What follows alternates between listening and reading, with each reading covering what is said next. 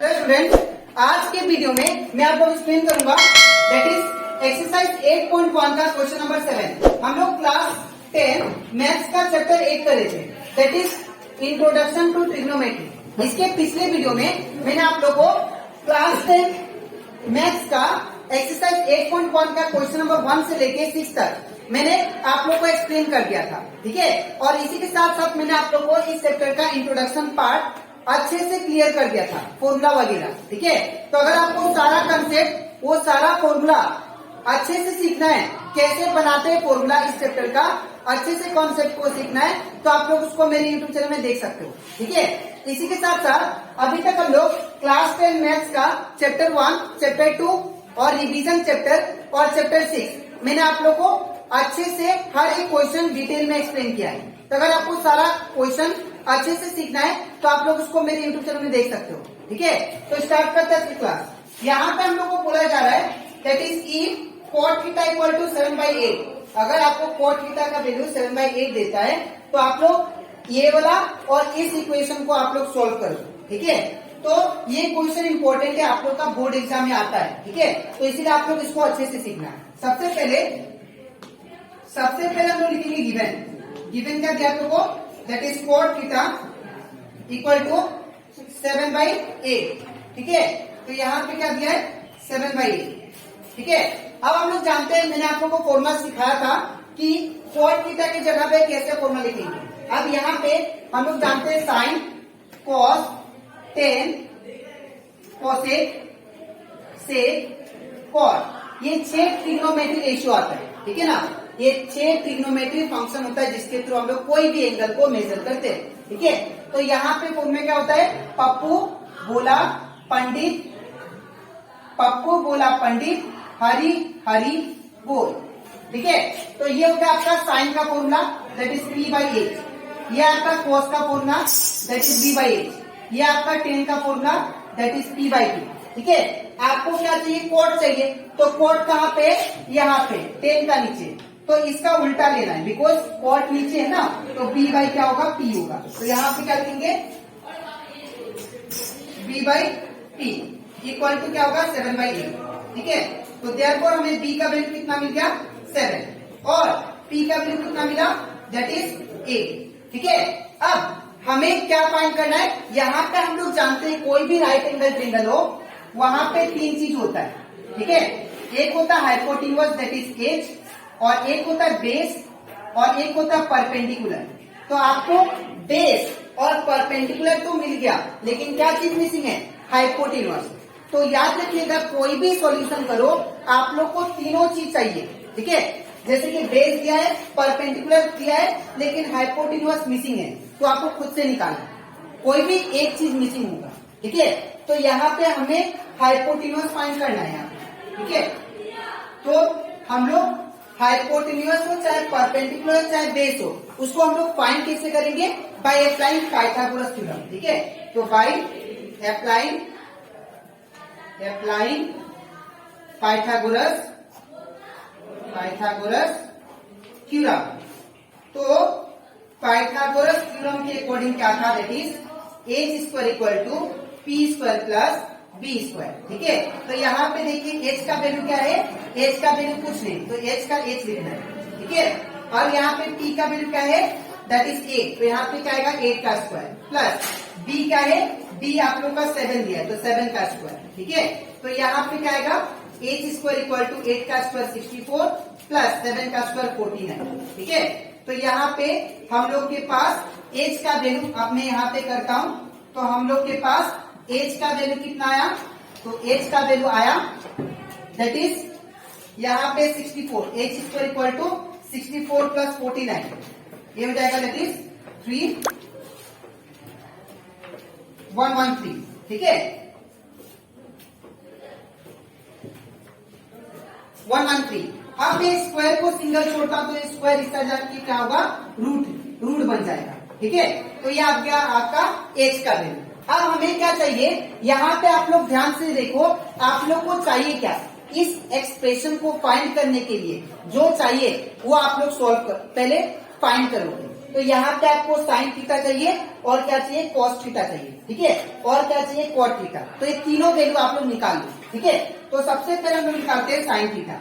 हम लोग जानते हैं साइन थीटा का फॉर्मूला क्या होता है, ये देखिए p/h। तो यहाँ पे क्या होगा, p/h, ठीक है। तो यहाँ पे क्या हो जाएगा, दैट इज p का वैल्यू कितना है, तो p का वैल्यू है मेरे पास 8, तो यहाँ पे 8, और h का वैल्यू कितना है, तो h का वैल्यू है 113 √113, ठीक है। तो ये आ गया आपका साइन थीटा का वैल्यू, ठीक है। अब नेक्स्ट क्या फाइंड करना है, कॉस थीटा भी चाहिए। तो कॉस थीटा इक्वल टू क्या होता है, b/h। ये देखिए formula, cos theta equal to b/h। तो b का वैल्यू कितना दिया आप लोग को, तो b का वैल्यू आप लोग को दिया 7, तो यहाँ पे 7 पुट करना, और h का वैल्यू कितना दिया, √113, ठीक है। अब नेक्स्ट क्या फाइंड करना है, ये आपका कॉस थीटा, ठीक है। अब आपको फाइंड करना है क्या, दैट इज टेन थीटा। क्या फाइंड करना है, सॉरी टेन नहीं, कॉट थीटा। तो कॉट थीटा क्या होगा, कॉट थीटा का फॉर्मूला क्या होता है, देखिए कॉट नीचे है तो इसका ऑपोजिट। कॉट थीटा ऑलरेडी आपको दिया हुआ है, दैट इज 7/8, इसी को ले लीजिए 7/8, ठीक है। अच्छा, ये तीनों फाइंड हो गया। अब हम लोग एक एक करके दोनों को सॉल्व करते हैं, ठीक है। पहला हम लोग नंबर 1 सॉल्व करते हैं। नंबर 1 क्या दिया है, that is 1 plus sine theta, ध्यान से देखिएगा आप लोग, 1 माइनस साइन थीटा, ठीक है, whole divided by 1 plus cos theta, फिर 1 माइनस कॉस थीटा। अब यहाँ पे अगर आप लोग ध्यान दो, ये बोला जो है ये a plus B A minus B, एक कौन सा फॉर्मूला होता है, a plus B A minus B आपका फॉर्मूला होता है a का स्क्वायर माइनस b का स्क्वायर, जो कि आप लोग क्लास 9 में पढ़ चुके हो, इवन क्लास 8 में भी, ठीक है। हम लोग जानते हैं a plus B A minus B equal to क्या होता है, a का स्क्वायर माइनस b का स्क्वायर, ठीक है। तो यहाँ पे देखो, ये पहला वाला पहला का सिमिलर है, और दूसरा वाला दूसरा का सिमिलर है, और एक प्लस में एक माइनस है। पहला वाला पहला का सिमिलर, दूसरा वाला दूसरा का सिमिलर, और एक प्लस में एक माइनस में। तो क्या होता है फॉर्मूला, a का स्क्वायर माइनस b का स्क्वायर, ठीक है। तो अगर मैं इसको 1 को a मानू तो क्या हो जाएगा 1 का स्क्वायर, और इसको b मानू तो क्या हो जाएगा साइन थीटा का स्क्वायर। मैं फिर से एक्सप्लेन कर रहा हूँ, ये जो है ये इस फॉर्मूला से मैच कर रहा है, ठीक है। ये वाला भी सेम फॉर्मूला से होगा, because a plus B A minus B क्या होता है, दैट इज a का स्क्वायर माइनस b का स्क्वायर, ठीक है ना। अब यहाँ पे हम लोग वैल्यू को पुट करेंगे, तो अगर वैल्यू को पुट करेंगे, और एक बात, ये जो इक्वल साइन आप लोग दोगे, ठीक है, ये लाइन का बीचों बीच होना चाहिए, ठीक है।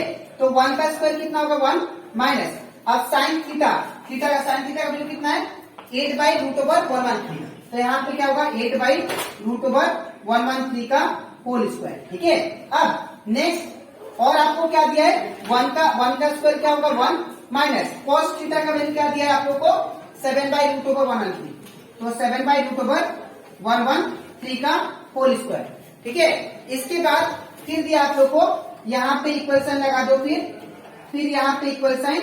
अब यहाँ पे अब क्या करेंगे, 1 का 1 लिख देंगे, माइनस 8 का स्क्वायर, ये जो बाहर स्क्वायर है दोनों का साथ होगा, तो 8 का स्क्वायर हो जाएगा 64, और ये स्क्वायर रूट कैंसिल होकर 113 बनाएगा, ठीक है। और यहाँ पे नीचे कुछ नहीं मतलब 1 ले लेंगे, ठीक है। इसके बाद फिर 1 का 1, नीचे कुछ नहीं मतलब 1, फिर माइनस का माइनस देंगे, और ये स्क्वायर दोनों का साथ होगा, तो 7 का स्क्वायर 49, ठीक है, और ये स्क्वायर रूट कैंसिल होकर 113, ठीक है।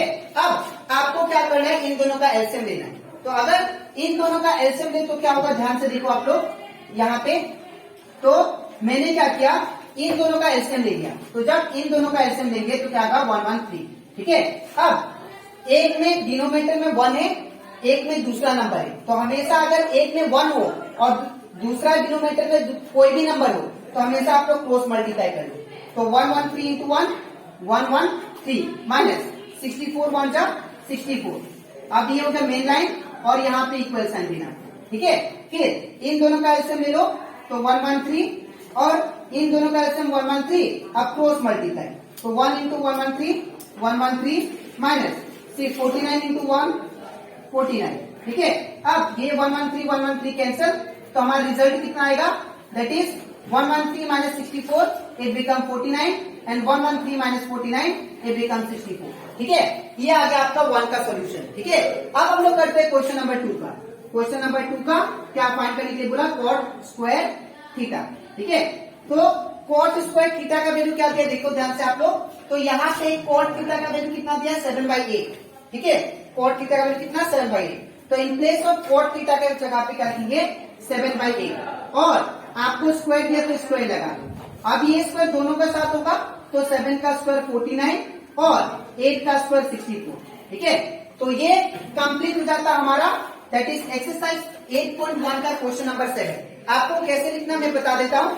पहले ये पार्ट है, इसके नीचे आप लोग ये लिखना और इसके नीचे ये पार्ट और इसके नीचे ये पार्ट. ठीक है, अब इसके नेक्स्ट स्लाइड में मैं आप लोगों को सिखाऊंगा एक्सरसाइज 8.1 का क्वेश्चन नंबर 8. ठीक है, तो इसके बाद हरी बोल. तो यहाँ पे देखिए आप लोग कॉट थीटा जो है, कॉट थीटा कौन सा है? दैट इज ये वाला. तो ये 10 का नीचे है तो इसका उल्टा फॉर्मूला बनेगा. That is b/p. तो यहाँ पे क्या होगा? b/p इक्वल टू कितना है? 4/3.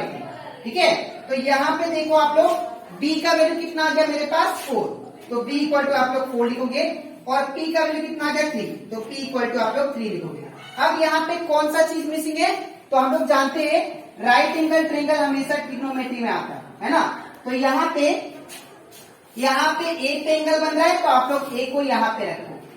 ए सपोज ये बी और ये सी, यहाँ पे 90 डिग्री है. तो इसको हम लोग ए पे एंगल बन रहा है तो इसका ऑपोजिट क्या होगा? ये परपेंडिकुलर, ये बेस और ये हाइपोटेन्यूज. ठीक है, जहां पे एंगल बनता है उसका ऑपोजिट परपेंडिकुलर होगा और ये बेस और ये हाइपोटेन्यूज. ठीक है, तो यहाँ पे देखिए b का वैल्यू है मेरे पास, p का वैल्यू भी है, लेकिन मेरे पास कौन सा वैल्यू नहीं है? h का नहीं है ना. तो यहाँ पे मैं h का फाइंड करूंगा. ठीक है, तो यहाँ पे h का वैल्यू मुझे फाइंड करना है. तो अगर h का वैल्यू फाइंड करेंगे तो हम लोग क्या करेंगे? Applying Pythagoras theorem. ठीक है, तो बाई अप्लाइंग पाइथागोरस थ्योरम. अब पाइथागोरस थ्योरम के अकॉर्डिंग क्या आता? That is h square equal to p square plus b square. ठीक है, तो यहाँ पे h का वैल्यू क्या है? h का वैल्यू तो नहीं दिया है तो इसको एज इट इज. और p का वैल्यू कितना दिया? 3. तो यहाँ पे 3 का स्क्वायर प्लस b का वैल्यू कितना? 4. तो यहाँ पे 4 का स्क्वायर. ठीक है, अब h स्क्वायर सेम. अब 3 का स्क्वायर 9 प्लस 4 का स्क्वायर 16. ठीक है, अब h स्क्वायर इक्वल टू कितना होगा? 9 प्लस 16 दैट इज 25. ठीक है, अब h को अगर मैं सिंगल छोड़ू तो स्क्वायर को उस साइड भेजना पड़ेगा. तो ये क्या पहनेगा? रूट. ठीक है, तो h इक्वल टू क्या होगा? Under root 25. ठीक है, अब यहाँ पे हमारा h का वैल्यू कितना आ जाएगा? That is 5. 25 का स्क्वायर रूट क्या होता है? किसका रूट है? रूट ओवर 25 किसका रूट है? 5 का. तो 5 आ गया. ठीक है, तो अब यहाँ पे h का वैल्यू मेरे पास आ गया है. अब हम लोग को जो जो जरूरत है ट्रिग्नोमेट्री फंक्शन का वो हम लोग फाइंड करेंगे. तो मुझे क्या चाहिए? 10 है. तो यहाँ पे मैं सबसे पहले 10 निकालूंगा. ठीक है, तो यहाँ पे क्या होगा? Therefore 10a. अब हम लोग जानते हैं 10 का फॉर्मूला क्या होता है? p/t होता है. तो p/ यहाँ पे p. तो 10a इक्वल टू क्या होगा? p मतलब कौन सा होगा? यहाँ पे 3. तो यहाँ पे 3 होगा. और b का वैल्यू कितना है?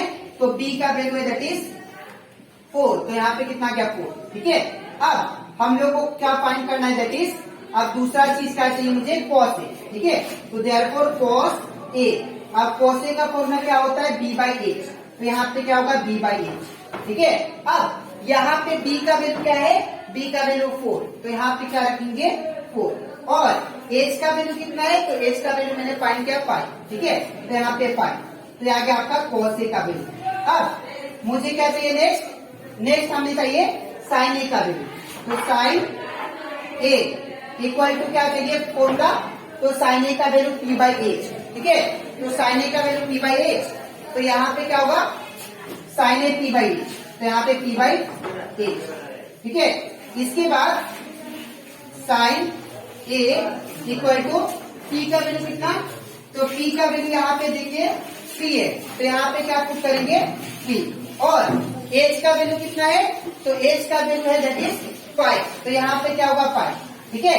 अब जब आप लोग इंक्रीडियंट यहाँ पे जो भी ट्रिग्नोमेट्री फंक्शन था वो मैंने यहाँ पे फाइंड कर दिया।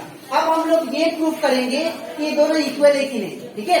अब कैसे करेंगे ध्यान से देखिए आप लोग। सबसे पहले यहाँ पे आप लोग लिख लो क्या दिया है, 1 माइनस 10 स्क्वायर ए, ठीक है, और divided by 1 plus 10 square A equal to, फिर क्या दिया है, cos square A minus sine square, ठीक है।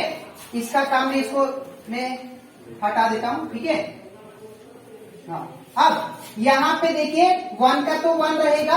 अब यहाँ पे 10 स्क्वायर ए, 10 का वैल्यू क्या है देखिए, 10 का वैल्यू 3/4 है, तो यहाँ पे क्या होगा 3/4 का स्क्वायर होल डिवाइडेड बाई 1 का 1 प्लस का प्लस, 10 का वैल्यू क्या है फिर 3/4, तो यहाँ पे क्या होगा 3/4 का स्क्वायर, ठीक है, इक्वल टू। अब cos का वैल्यू क्या है, तो cos का वैल्यू है दैट इज 4/5, तो यहाँ पे क्या पुट करेंगे हम लोग 4/5 का। अब यहाँ पे स्क्वायर है तो यहाँ पे भी स्क्वायर, माइनस का माइनस।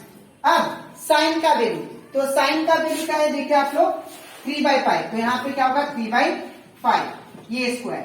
अब यहाँ पे 1 का 1 माइनस, अब ये स्क्वायर दोनों का साथ होगा, तो 3 का स्क्वायर 9 और ये 4 का स्क्वायर 16 और नीचे कुछ नहीं मतलब 1, ठीक है। अब नेक्स्ट 1 का 1 प्लस, अब 3 का स्क्वायर 9 और 4 का स्क्वायर कितना होगा 16 और नीचे कुछ नहीं मतलब 1, ठीक है। अब इक्वल टू, इधर देखिए, इधर 4 का स्क्वायर कितना होगा दैट इज 16 और 5 का स्क्वायर कितना 25, ये स्क्वायर दोनों का साथ होता है, ठीक है। फिर इसके बाद है माइनस का माइनस, 3 का स्क्वायर 9 और 5 का स्क्वायर 25, ठीक है। अब यहाँ पे इन दोनों का एलसीएम लीजिए, तो एलसीएम कितना आएगा 16, ठीक है। इन दोनों का पहले ऊपर का सोल्व करते हैं, इन दोनों का एलसीएम 16, अब क्रॉस मल्टीप्लाई 16 1 जा 16 माइनस और 1 इंटू 9 9 होल डिवाइडेड बाई, अब इन दोनों का एलसीएम नीचे वाला का करते हैं तो 16 आएगा, ठीक है। इसके बाद इन दोनों का एलसीएम 16, अब क्रॉस मल्टीप्लाई, तो 16 1 जा 16 प्लस और 9 1 जा 9, ठीक है। और इस साइड का एलसीएम लेते हैं, तो इन दोनों का एलसीएम कितना होगा 25, ठीक है। इन दोनों का एलसीएम कितना आ गया 25। अब मैंने पहले ही बोला था आप लोग को, अगर डिनोमिनेटर सेम होता है तो ऊपर वाला डायरेक्ट चिपक जाता है, ठीक है। तो क्या होगा 16 माइनस 9, तो यहाँ पे ये 16 से 16 खत्म। अब यहाँ पे क्या बचा, 16 में से 9 गया तो इट बिकम 7, ठीक है। और यहाँ पे क्या होगा 16 में 16 प्लस 9 करेंगे तो कितना होगा दैट इज 25, ठीक है, ये 25 इक्वल टू, इधर देखिए 16 में से 9 गया तो कितना होगा दैट इज 7 और नीचे कितना 25, ठीक है। तो ये दोनों क्या है आपस में इक्वल, ठीक है। तो लिखेंगे therefore yes they are equal, ठीक है। तो आई होप आपको ये भी क्वेश्चन एक्सरसाइज 8.1 का क्वेश्चन नंबर 8 ये भी अच्छे से क्लियर हो गया होगा, ठीक है। तो आपको कैसे लिखना है नोटबुक में मैं बता देता हूं। सबसे पहले ये पार्ट लिखना, इसके नीचे आपको ये लिखना है और इसके नीचे आप लोग ये लिखना, ठीक है। तो अब इसके नेक्स्ट वीडियो में मैं आप लोगों को सिखाऊंगा दैट इज एक्सरसाइज 8.1 का क्वेश्चन नंबर 9, ठीक है। तो आज के लिए इतना ही, मिलते हैं नेक्स्ट वीडियो में, तो थैंक यू।